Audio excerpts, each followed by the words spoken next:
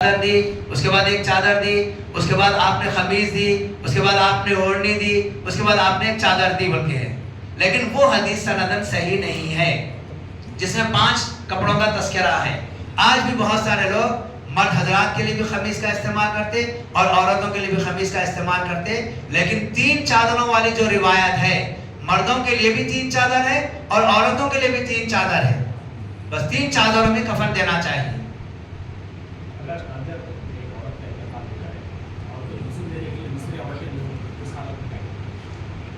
دیکھیے، عورت کو عورت ہی غسل دے گی، اس کا شوہر وہاں پر موجود نہیں ہے، شوہر موجود نہیں ہے، اور ایسی صورت میں دوسری عورتیں بھی موجود نہیں ہیں.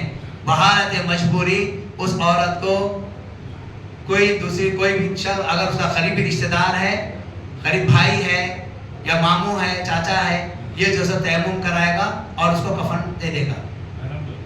ہاں محرم لوگ. وجے نگر کالونی کا واقعہ ہے. کورونا میں انتقال ہو گیا ایک محترمہ کا. انتقال ہونے سے پہلے تو بیٹا باہر سے آیا ہوا تھا، تو وہ بیٹا ہیبت میں ڈبل ماسک پہن لیا، ہاتھوں میں یہاں تک دستانے پہن لیا، فل دستانے. اور گھر کی ساری عورتیں، گھر میں بہو 2 یا 3 بیٹے تھے، بہویں بھی چلے گئی، اپنے اپنے میکے کو انتقال ہوتے، کورونا کی میت ہے. اس کے بعد وہاں پر کوئی موجود نہیں تھا، کوئی موجود نہیں تھا. تو ہم لوگ یہاں سے گئے تھے، جانے کفن وغیرہ سب لے کر گئے. ان کو بولے غسل دینے کے لیے، تو کوئی بھی نہیں تھا وہاں پر، کوئی تیار بھی نہیں ہو رہا تھا. اتنا سمجھایا گیا، نہیں مانے. تو بیٹے کو بولے آپ جو سو اپنے دستانے اتاریے، اپنے ماں کو جیسے تیمم کرائے، تو وہ بھی ڈر رہا تھا. بحالت مجبوری وہ بندہ اپنے گلوز کے ساتھ ہی تیمم کروایا. اور اس کے بعد اس کی جو چادر تھی، یہاں پر دیکھیں 3 چادر میں کفن دینا ہے. اب ایسی مجبوری تھی کہ ہم تو عورت کو نہیں اٹھا سکتے، کفن تو نہیں دے سکتے. اس کی چادر کے ساتھ اٹھا کر کفن کے اندر رکھے، کفن کے اندر رکھے. ہماری ایک چادر نکال کے، ہماری 2 اس کے، وہ عورت کو اس کے کپڑوں کے اندر ہی کفن دیا گیا. یہ مجبوری تھی کہ وہاں پر کوئی دوسرا موجود نہیں تھا، صرف تنہا ایک بیٹا تھا. پھر اس کے بعد اس کی میت کو مرکز لائے، ہم نماز پڑھائے، لے کے لنگر ہاؤس پی ایس کے سامنے قبرستان میں تدفین کیے. ایسے کئی ایک واقعات دیکھنے میں آئے ہم کو کہ اپنے سگی ماں، سگے بیٹے، ایک باپ کا انتقال ہوگا، صرف 3 جنے آئے. 3 جنے آئے، بیٹا آیا اور بیٹے کے 2 بیٹے، 2 پوترے آئے. نہ دوسری بیٹی کے بچے آئے، نہ داماد آئے، کوئی بھی نہیں آئے. اور یہ 3 مل کے میت بھی نہیں اٹھا سکتے، تینوں موٹے موٹے. تو ایسی صورت میں دوسرے لوگوں کے ذریعے سے میت قبرستان تک پہنچے. تو ایسے بہت سارے واقعات ہوئے. چلیے، اب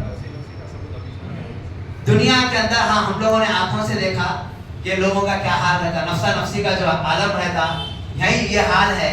معمولی سی بیماری کے اندر ایک جگہ حسن نگر میں ایک جنازہ پڑھانے کے لیے گیا. محترمہ کا انتقال ہو گیا تھا، تو پورے اسکواڈ کے ساتھ بلدیہ والے آ جا رہے تھے شروع اس میں. تو لکڑیاں لا کے میت کو ڈھکلنے والے تھے. تو ہم بولے نبوت، ان کے رشتہ دار پورے دروازے پہ ٹھہرے ہوئے، میں ہوں اور ہمارے مرکز سے ایک حامد بھائی 2 اور ان کے رشتہ دار 3 آدمی ہم لوگ میت کے قریب ہے. بقیہ سارے رشتہ دار بیٹے جو بھی تھے ان کے، ہم تو جانتے بھی نہیں تھے، پورے گیٹ کے پاس ٹھہرے ہوئے. تو ان مسجد والوں کے ساتھی ہے، تو بولے ایک چادر لاؤ بولے. تو ہمارا جو یقین ہے، چادر تو اتنی پیلی نہیں ہوتی، یہ وائٹ چادر پوری پیلی چادر تھی. شاید وہ دروازے کے وضو کر کے آنے کے مقام پر ڈال دیے تھے، پیلی چادر لا کر دی. تو اس کو ہم لوگ کیا کریں، میت کو اٹھا کے وہ چادر کے اندر رکھے، چادر کے ذریعے سے ہم لوگ آہستہ سے میت کو اتارے. 3 آدمی ملتے، بہت مشکل ہوئی، ورنہ لکڑیوں کے ذریعے سے میت کو ڈھکلنے والے تھے. ہم لوگ آنکھوں سے منظر دیکھ رہے تھے، ہم کو بہت خراب معلوم ہوا. چادر منگا کے چادر کے اندر رکھ کے ہم لوگ اس کو اتارے. تو یہ حالت ہو گئی تھی لوگوں کی. ایسا نفسا نفسی کا عالم تھا کہ اپنے قریبی لوگوں کے قریب جانے کے لیے لوگ ڈر رہے تھے.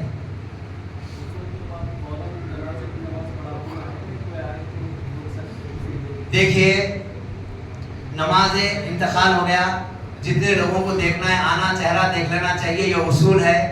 غسل ہو گیا، جنازہ پڑھائے، جنازے کے فوراً بعد تدفین کر دینا، یہ طریقہ صحیح طریقہ ہے. اب ہمارے پاس کیا ہے، غسل دینے کے بعد میت کو رکھ دیتے، دیکھنے والے دیکھ لو، کیونکہ لوگ تاخیر سے آتے. اب اس کے بعد کیا کرتے ہیں، بھائی مسجد میں دیکھ لو، مردانہ پورا مسجد میں مسجد میں جنازہ ہو جاتا پھر میت کو بیچ میں رکھے پھر کھول کے چہرہ دکھاتے. ایسا سب نہیں کرنا چاہیے. آپ گاؤں میں دیکھیں گے کہ وہاں پر گاؤں میں قبرستان کے قریب ایک مصلی بنا ہوتا. بنگلور کے قریب ماستی مقام پر ایک جگہ جانے کا اتفاق ہوا تو اعلان کر دیے 5 بجے عصر کے ٹائم پہ 5 بجے جنازے کی نماز ہے. اس وقت تک پورے مسجدوں میں نماز ہو جاتی. تو سارے لوگ آئے تھے, جنازہ مسجد کو نہیں لے گیا, اس مقام پر لے کر چلے گئے اور اتنی بڑی تعداد شریک ہوئی, لے کے گئے جنازہ پڑھائے, پڑھاتے فوراً اٹھا کے رکھے قبر میں اتار دی. یہ طریقہ بہت اچھا طریقہ دیکھا, فوراً رکھے تدفین کر دیے. چلیے اب جنازے کا ہے, یہ چادریں ہیں, دیکھیے 3 چادریں ہیں, یہ 3 چادریں ہیں. ان 3 چادروں کو ہم کھول دیں گے.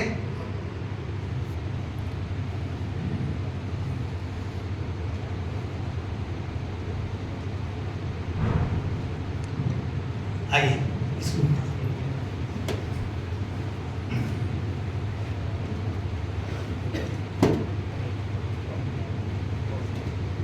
غسل دینے کے بعد میت کے اوپر یہ چادر تھی جو ہم غسل دینے کے لیے اڑائے تھے. اب اس کو نکالنا ہے. کیسے نکالیں گے اس کو؟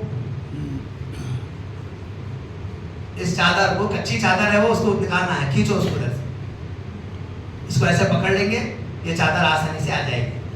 ورنہ اگر کچی چادر کے ساتھ کھینچیں گے یہ سوکھی چادر بھی ساتھ چلے جائیں گے.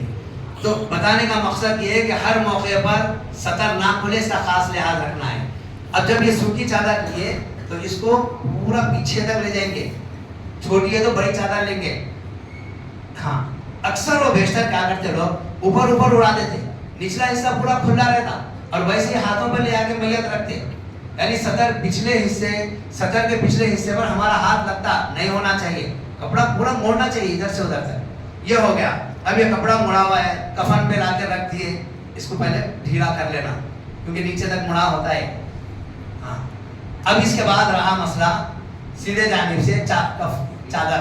یہ چادر ہے, یہ چادر بڑی رہتی, یہاں پر اس کو لپٹیں گے. اب کوئی آدمی, ایک منٹ, یہ کافور ہے, دیکھیے یہ کافور کو باریک کر لیں گے. یہ کافور کو باریک کریں گے. یہ کافور گردنوں کے اندر, بغلوں میں, ہتھیلیوں میں یا چٹوں کے حصے پر, پیروں میں کافور لگا سکتے ہیں. یہ کافور اس طریقے سے لگائیں گے.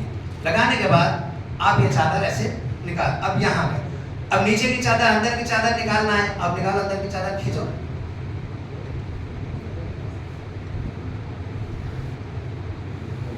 بس یہ چادر کو ایسا پکڑ کر رکھیں گے تاکہ کسی بھی طریقے سے سطر کا حصہ کھلا نہ رہے. اب یہ جو چادر ہے اس چادر کو لپیٹ دیں گے, اچھے طریقے سے لپٹیں گے. بڑی چادر ہے. ہاں, آپ کچھ بول رہے تھے؟ ضرورت نہیں ہے. یہ جو چادر ہم اڑاتے ہیں نا, یہ چادر اڑانے میں یہ چادر پورے جسم کو کور کر لیتے نا. سر اگر پانی وغیرہ بہ رہا ہے تو آپ روئی سے یا کپڑے سے پوچھ سکتے, کوئی حرج نہیں ہو سکتا.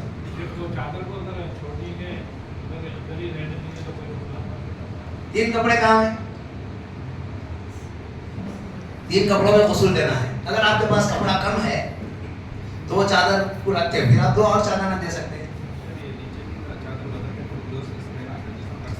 نہیں, کھینچ لیتے نا خالی اس میں, کپڑے کے ساتھ اپن بڑھا دیتے, اس کو کپڑے کے ساتھ بڑھا دے. یہ تو اسی کا حصہ ہے. اس کے بعد یہ دوسری چادر ہے, یہ دوسری چادر ہے.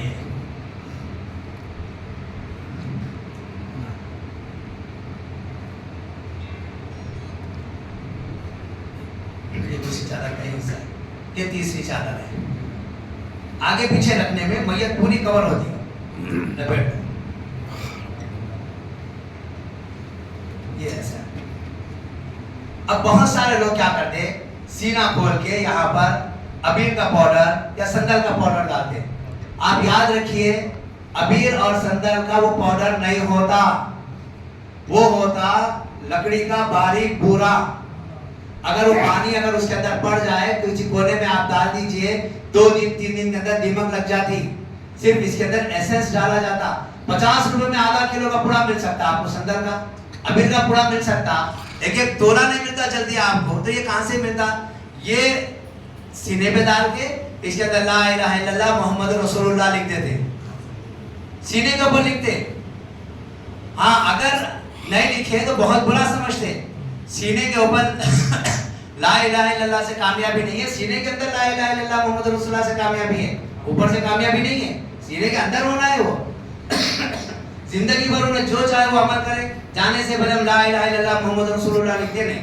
مہدیوں کے پاس جیسے لا الہ الا اللہ محمد رسول اللہ لکھا جاتا، ان کا مرشد آتا اور ایک لیٹر تیار کرتا.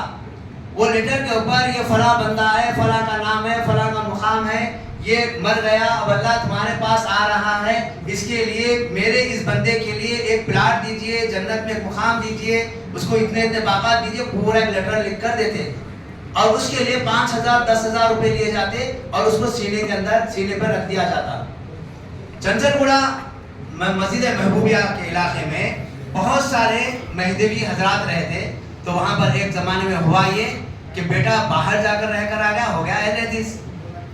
اب وہ آیا، مرشد آیا، ان کے والد کا انتقال ہوا تو لیٹر دیا، لیٹر رکھ دیا وہاں پر. موقع دیکھا، آہستہ سے لیٹر نکال لیا، کوئی دیکھے نہیں. اب اس کے بعد 2-3 دن کے بعد گیا مرشد نے جا کے بولا مرشد آپ کا لیٹر واپس آ گیا، نہیں چلنا رہتے. اب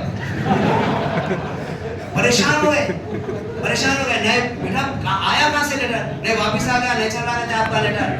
بیٹا میرے کو واپس دے دو لیٹر، میرے کو دے دو. نہیں تم 5,000 روپے لے کر کے میں 10,000 روپے لے کر تمہارے کو لیٹر واپس دوں گا. تو اس طریقے سے یہ سب دھوکے بازی ہے، لوگوں کو گمراہ کرنے کا طریقہ ہے. اور بہت سارے لوگ کیا کرتے، مرشدوں کو بلاتے، مرشد آ کے جو بہت ساری دعائیں کرتے اور ایسا کرتے کہ جنت ان کی وارث ہے اور یہ جس کو چاہے اس کو بانٹ دیں گے. ایسی حرکت بالکل غلط ہے. جسم کے سینے کے اندر اگر کلمہ توحید موجود رہا، دنیا سے بندہ جا رہا ہے، اسی کے لیے کامیابی ہے. اب میت کو نہ تو ابیر ڈالیں گے. سرما زندوں کی زینت ہے، مرے ہوئے لوگوں کی زینت نہیں ہے. سرما زندوں کی زینت ہے، مرے ہوئے لوگوں کی زینت نہیں ہے. ہاں نہیں لگائیں گے، سرما بھی نہیں لگائیں گے. البتہ مرد میتوں کے لیے عطر کا استعمال کریں گے. اب آپ پہلے چادر پہ ڈالیے، دوسری پہ ڈالیے، تیسری پہ ڈالیے، خوشبودار اس کو بنا دیجیے. اب یہ ہو گیا کفن. یہاں پر ڈوریاں ہوں گی، یہ 3 ڈوریاں ہوں گی.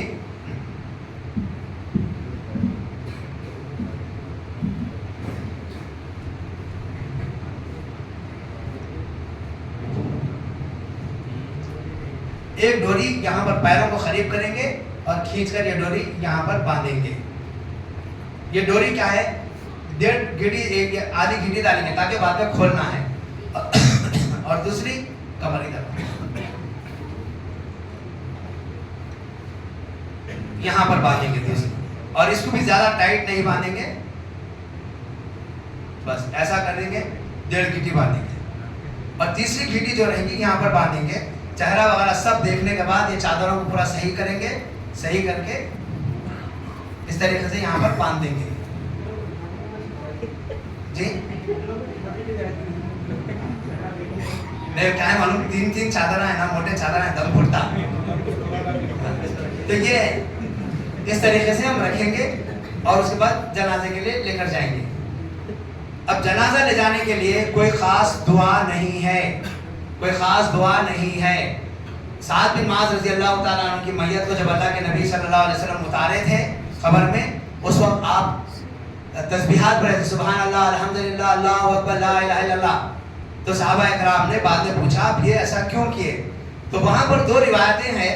ایک روایت میں یہ ہے کہ سعد بن معاذ کے انتقال پر عرش حرکت میں آ گیا تھا، 70,000 فرشتے جنازے میں آئے تھے. اور سعد بن معاذ ایک ایسی شخصیت ہے، اللہ کے نبی صلی اللہ علیہ وسلم خدم دیکھ دیکھ کر رکھ رہے تھے. پوچھا گیا آپ ایسا کیوں چل رہے ہیں؟ تو بولے میں جو جانتا ہوں تم لوگ نہیں جانتے، سعد بن معاذ کی میت میں 70,000 فرشتے آئے. تو اب بات یہ ہے، 2 باتیں ان کے تعلق سے. ایک یہ ہے کہ عذاب قبر میں بھی ان کا ذکر آیا ہے کہ وہ پیشاب کرتے تھے، پیشاب کے چھینٹے ان پر اڑ جاتے تھے، وہ اس کا احتیاط نہیں کرتے تھے. تو خبر ان کو عذاب کے طور پر دبا رہی تھی. میں نے کلمات پڑھے تو خبر کشادہ ہو گئی. اور ایک روایت میں کہ سعد بن معاذ کو خبر محبت سے لپٹ رہی تھی، سمجھے.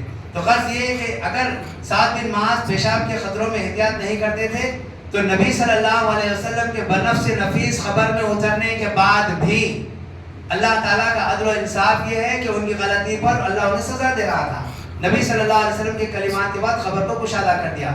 اب ہم میت کو گھر سے لے کر یہ دعا پڑھتے ہوئے جا رہے ہیں تو گویا ہم ثابت کر رہے ہیں کہ ہماری میت کے اندر یہ خامی خرابی تھی. وہاں اللہ کے نبی صلی اللہ علیہ وسلم کو بذریعہ وحی بتایا گیا تھا, اور یہاں پر یہ لوگ یہ حرکت کرتے کہ بالکل غلط ہے. عطر کا مرد میت کے لیے عطر کا استعمال کریں گے, مرد میت کے لیے عطر کا استعمال, خوشبو کا استعمال کریں گے, بس ختم.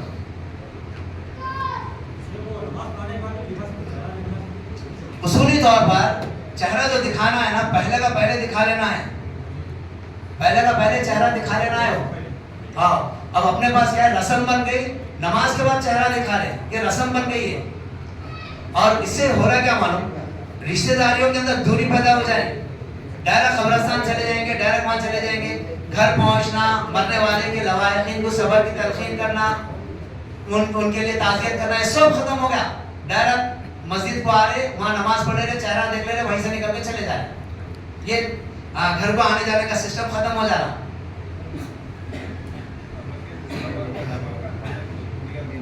ٹھیک ہے, اب میت کو لے کر قبرستان پہنچ گئے. قبرستان پہنچنے کے بعد